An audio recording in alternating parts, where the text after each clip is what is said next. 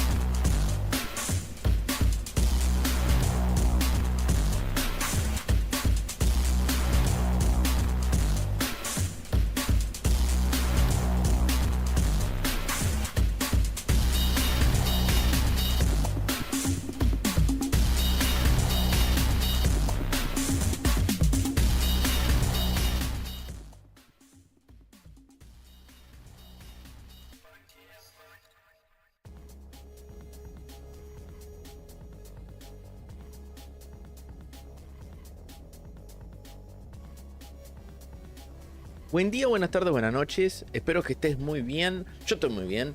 Bienvenidos a Amiga, yo Retro Game, soy Bash. Muchísimas gracias por estar ahí el día de hoy. ¿Qué te voy a mostrar el día de hoy en este vivo diferido? Porque en realidad consta de dos partes. Y es para que lo veas en diferido en realidad. Y es la entrevista que se le hizo a David Pleasance en los 40 años de la Commodore Amiga, que se hizo un evento acá en Uruguay. Es una entrevista que la hizo la gente del Museo de Informática Espacio Tech, que vino exclusivamente de Bahía Blanca para ayudar, para colaborar, para hacer presentaciones. Y la verdad, de acá de Montevideo Uruguay estamos muy agradecidos por eso. En ese momento que lo logramos conocer y que los vimos, nos sorprendió gratamente la amabilidad, la camaradería. Bueno, no me salió. Bueno, vos entendés lo que estoy diciendo.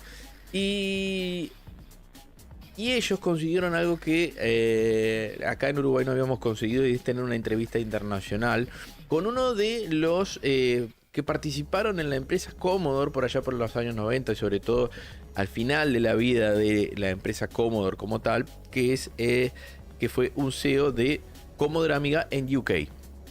Estamos hablando de David Pleasance, que bueno, hoy en día es muy conocido. Ha dado muchas conferencias, tiene libros. Entonces, el día de hoy la idea era ponerte esta entrevista que le hizo tanto Pancho Francisco Maneira como Seba Gurbrix, nunca me sale bien el apellido, le hicieron a David Pleasance en función de este evento de los 40 años como era Amiga. El subtítulo tiene algún error, te lo voy a decir. Por ejemplo, cuando habla de Hombre, que es el último proyecto que va a sacar Amiga, no lo pone como Hombre con H, lo pone con Hombre con O. Entonces, eso es un error.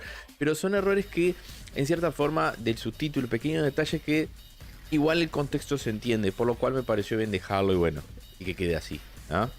Muchísimas gracias a todos los que se han suscrito en este tiempo. Muchísimas gracias a todos los que me han acompañado en este trayecto de crecimiento del canal, que estoy sorprendido cómo está creciendo el canal. Yo sé que estoy haciendo cosas de nicho, pero estoy muy feliz porque cada vez somos más y muy fieles, sobre todo en esto que hacemos con mucho amor, que es hablar de cosas de videojuegos, de computadoras, ordenadores retro y, como siempre, canal de máquina real.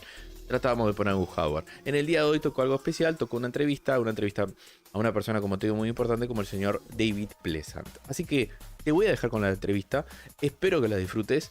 Voy a leer un poco los comentarios por ahí, pero lo importante es, en esta entrevista podemos sacar mucho jugo a muchas cosas que pasaban en la empresa Commodore, sobre todo en UK, en ese periplo de tiempo entre el 90 y el 94, más tirando a final del 94. Bueno, por qué se terminó, por qué se dividió en millones de partes la empresa, por qué hoy en día hay como discusión entre quién tiene los derechos de qué parte de Commodore y por qué los derechos están tan diseminados. Está muy interesante, así que te la recomiendo, no te la pierdas. Ahora yo voy a hacer lo siguiente, te voy a poner el video, espero que los disfrutes y nos vemos en el final del video. Dale, chau. when you were made managing director of Commodore UK. You stayed there before, after Commodore International went bankrupt, right? Yes, that is correct.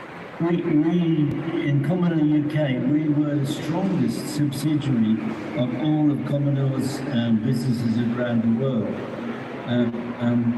So after the bankruptcy, each of the other subsidiaries just had to close very, very quickly because they had no real business. But we were very strong, and we bought, as each subsidiary closed, we bought all the stock from them and carried on trading. 14 months we lasted. What was the general feeling of the former Commodore employees about this Commodore bankrupt?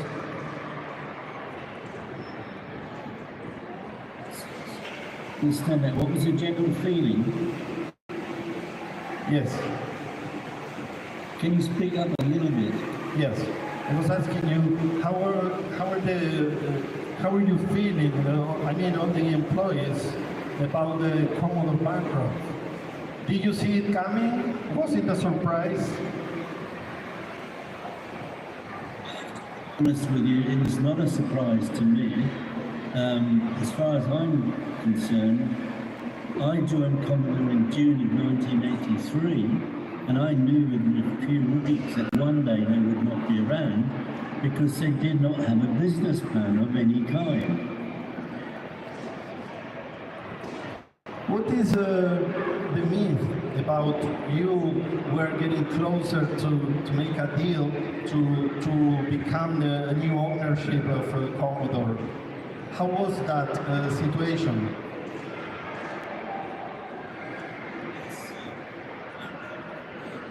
Managing director, Colin Proudfoot, he was the financial wizard. We recruited Coopers and Lyon brand, who were the biggest easy brand, they still are, to help us to do a management buyout. And we managed to raise $50 million of investment in order to allow us to buy all the assets and to run the business. But what happened is that one of our investors, which was half the money, was a Chinese manufacturing company called New Star Electronics. And they were Chinese, and they were going to be our manufacturer, which would have been a fantastic situation when you have your manufacturing partner is actually a partner in the business.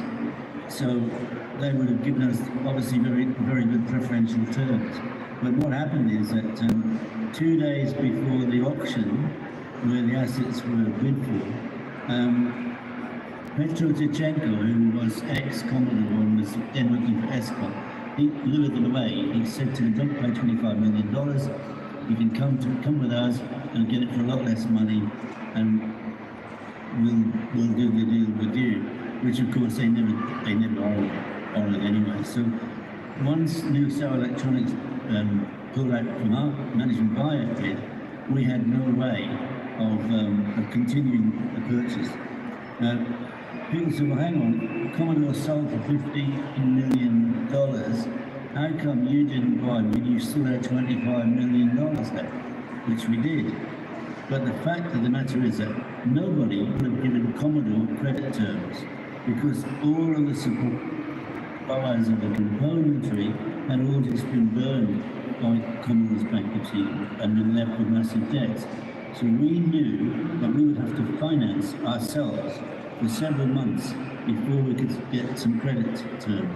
And therefore we knew that our $25 million was not sufficient because we knew we would have to run the business for 7 or 8 months before we could stand on our own financial situation. How were the sales of Amiga machines during that last period of time? Were they dropping?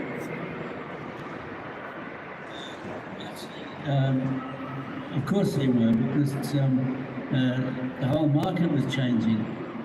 But the crazy thing is that Commodore, since 1993, had been developing a new technology, which was outstanding technology, way, way, way ahead of anybody else. And ESCOM didn't even look at it. When ESCOM bought Commodore, they did not even look at this new technology. Its code name was Hombre. And I can tell you now that it was 5 years ahead of its time, and the first product that was released, which was not as good as Hombre was released by NVIDIA in 1999. And look where NVIDIA are now. So, after you, first ESCOM, then Gateway 2000, what were your feelings about that companies? Disappointed that nobody, not one person, and it's not, remember I've just written 3 books all about what happened to Commodore's patents and logos and trademarks and IPs after ESCOM's bankruptcy. Not one company did anything with it that released new product. Not one company, and there's some very big companies got involved. It's almost like it was jinxed, cursed, or whatever. But you know, if anybody's interested, I've written 3 books called From Vultures to Vampires, which tells all about all the different companies that got involved, that bought into Commodore one way or another, and how not one of them released a product. Bizarre. How is it that you kept involved during all these years in the Amiga community?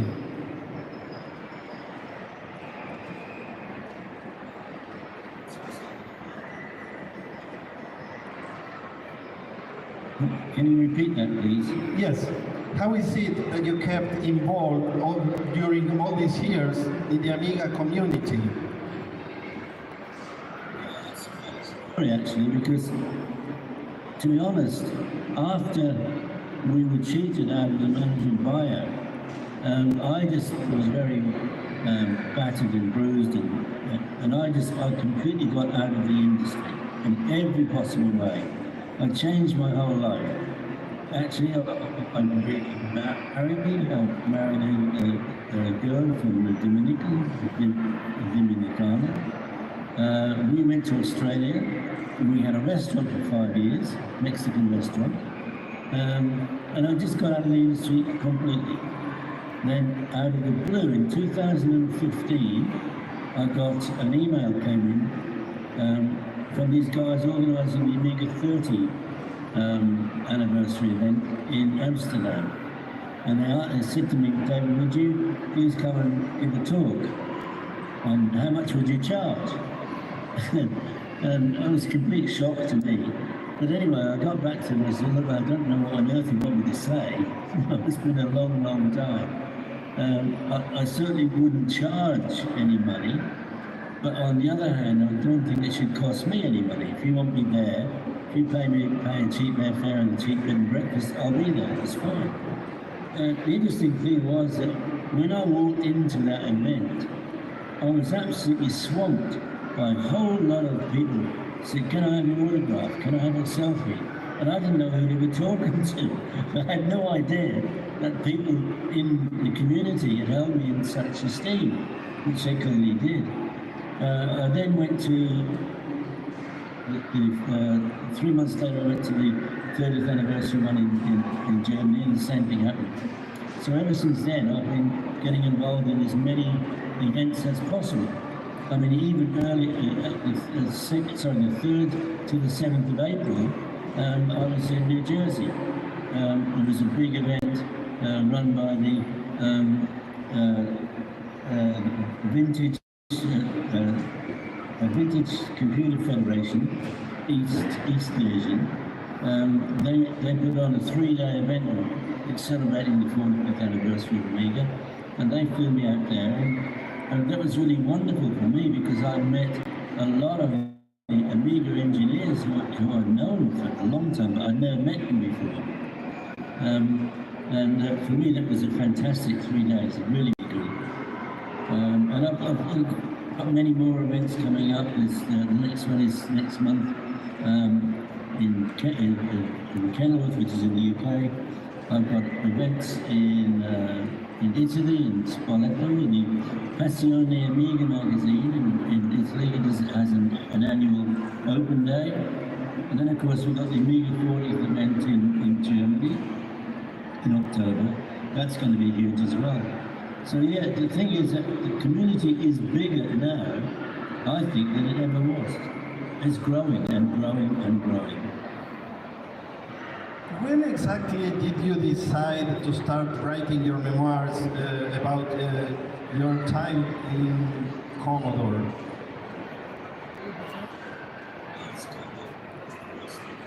Because every event I went to and I did some talk, people kept saying to me, they're really great stories, because obviously I'm telling the stories about how Commodore was from the inside, what it was like working for them, things that happened that were crazy, and everybody said to me, you tell such great stories, you should write about it. And the truth is that in the end, I just said, okay, I'll write it. I'm not really qualified to write a book, but I'll write something. When I finished my part of the book, I read it and I didn't like it at all, because I felt it was more a story about David Pleasance than it was about Commodore. But then I thought, well, actually, it can't be anything else, because this is a record from my ears and my eyes. But I wanted a much broader view. So I contacted lots and lots of former Commodore people and asked them, would you write a chapter, because you were on the inside of Commodore, would you write a chapter about your experiences within Commodore? And I will not change one word. Whatever you write will get printed in the book. And so I got chapters by R.J. Michael, by Dave Haney, by Beth Richard, by Gail Wellington, and loads of different people. And they all have written their own perspective of what it was like in Commodore. And that's why it's been such a successful book. Just out of interest, Commodore the Inside Story, obviously it's in English. It's also been published and printed in Italian and German. It's just been translated into Polish, ready for printing. And I've just found out today that it's being translated, as I requested, in Argentina into Latin Spanish. And I've been told today that it's just been the translation. David, let me introduce you. Yeah. So it's been a very successful book. We've had 4 reprints of it so far. So, and if you haven't bought it, what's wrong with you? Let me introduce you, David, to some guy who might know you. Can I just say one thing, by the way? If any of you want to buy any of my books, what we can do, we can arrange, because it's very expensive to ship single books. What we can do is, if you want to collect your orders, you can ship them through the club, and then you can divide that and in much cheaper shipping if you want to do it that way. Just contact me and we'll arrange something. I'm happy to do that with all my products. Hello, David. I am the one who are translating the book, but not technically me, but the translator is working for us for the museum. Good work. I really appreciate it. Yeah? We have some delay with the translation, but it's almost done. So always worth waiting for. Your latest book written with Dave coming. Well, I have to be honest with you.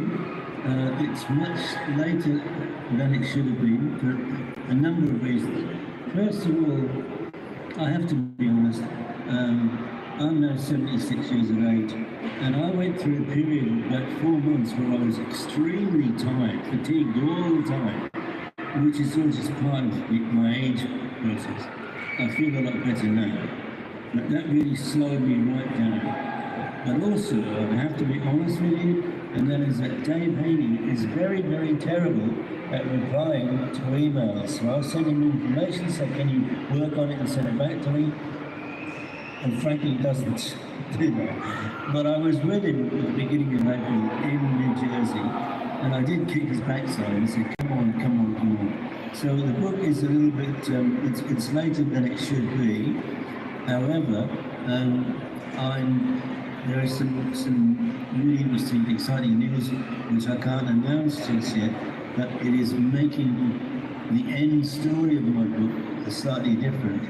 And so what I'm really planning to do now is to probably plan to release the book in time for the German event in October. That's what I'm planning to have it printed and ready to ship.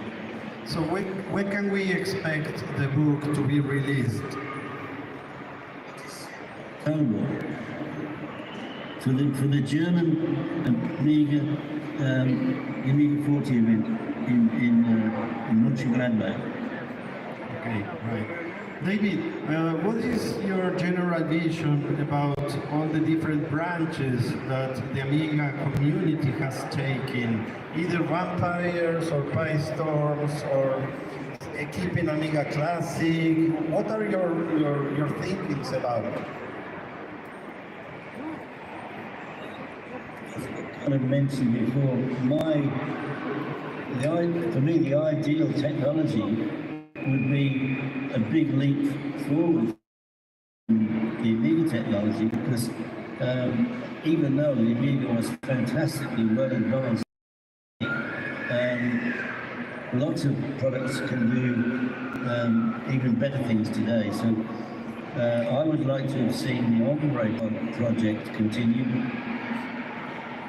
because that would have given a whole leap forward and put Commodore back at the pinnacle of technology. But having said all that, I mean, I admire all of these people developing like the vampires and all these other products that enhance the Amiga. And it's a matter of what the community wants. If the community wants something, let's let somebody produce it. What are your thinkings about opening the source code of the Amiga operating system? What is your position?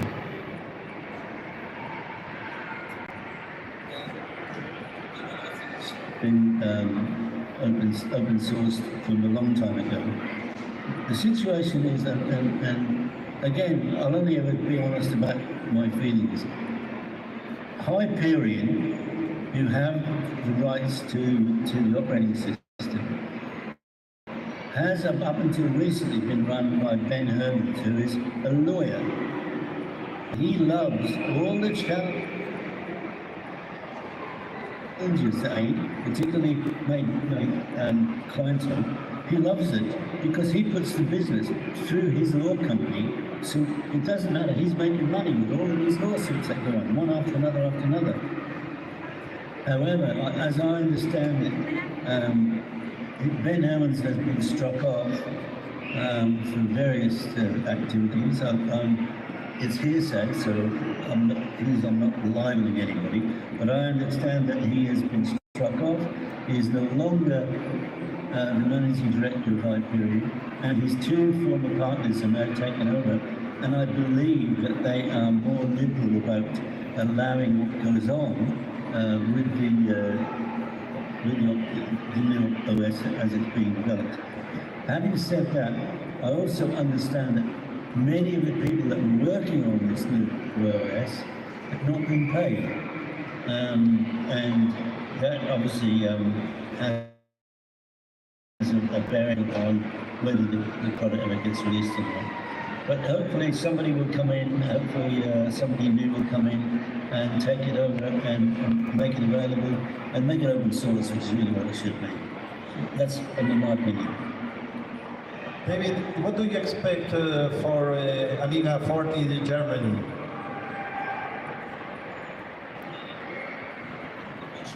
know what you mean by that. I expected it to be the most fantastic show ever, and I've been to all of them in Germany, all of the celebrations, 30th and all of them, and they've all been fantastic, but I think this one will be even better.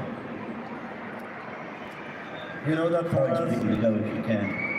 And you, I know from where you guys live, it's a long way and expensive travel.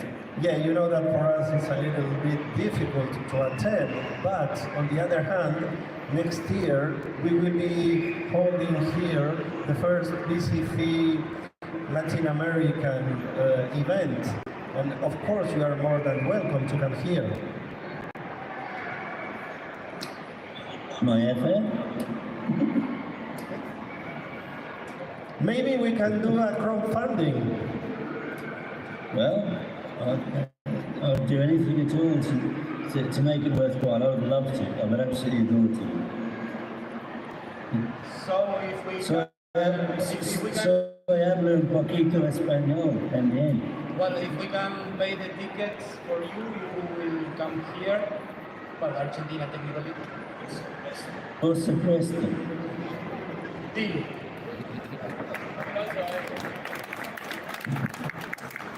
So next year, Bahia Blanca, David Pleasance, and maybe a Spanish course for you. Ladies and gentlemen, I hope you enjoyed this study meeting. It's been an honor for me, and me encanta. David, thank you very much.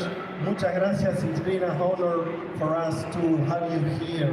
So we are really happy to have spent these minutes talking to you. It means a lot for us, amigos. So thank you once again. Muchas gracias. Sí, todos. Muchísimas gracias.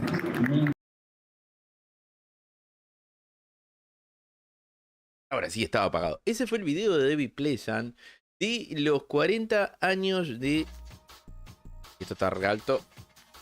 De los 40 aniversarios de Commodore Amiga aquí en Uruguay, donde le hicieron esa entrevista, donde hay algunas cosas que tengo que agregar. En el subtítulo, lo estaba viendo con ustedes en este momento, decía que hay un evento que va a ser el 14 de octubre en Alemania. Creo que coincide con la fecha del Oktoberfest, de hecho, en Alemania. Y ese evento, él va a lanzar un nuevo libro para esa fecha y va a participar en los 40 años de Amiga en Alemania. Que va a ser un evento brutal. Y a su vez, la gente ahí estaba... la gente de Museo de Informática Espacio Tech, haciendo los dos la entrevista, lograron sacar un hito. Y ese hito fue invitarlo a David Pleasance a que venga a Uruguay el año que viene, que va a haber un evento muy importante que después con el tiempo iremos adelantando, que va a ser el año que viene. Y lo invitaron a venir y ha aceptado. Eso es un hito impresionante. Así que chapó, felicitaciones a la gente de Museo de Informática, Espacio Tech de Bahía Blanca, que logró esto, que es impresionante, así como el evento que van a hacer el año que viene. Y bueno, y muchísimas gracias a todos, chiquilines, los que estuvieron ahí el día de hoy. Espero que este video haya sido interesante. Para mí, por lo menos lo fue. Tiró muchos datos, tiró mucha información interesante. Habló sobre el proyecto Hombre, que iba a ser la amiga de próxima generación. O sea que la verdad, estuvo muy, pero muy bueno. Muchísimas gracias a todos los que estuvieron ahí. Se me cuidan. Y nos vemos en el siguiente videito. Chau, chau.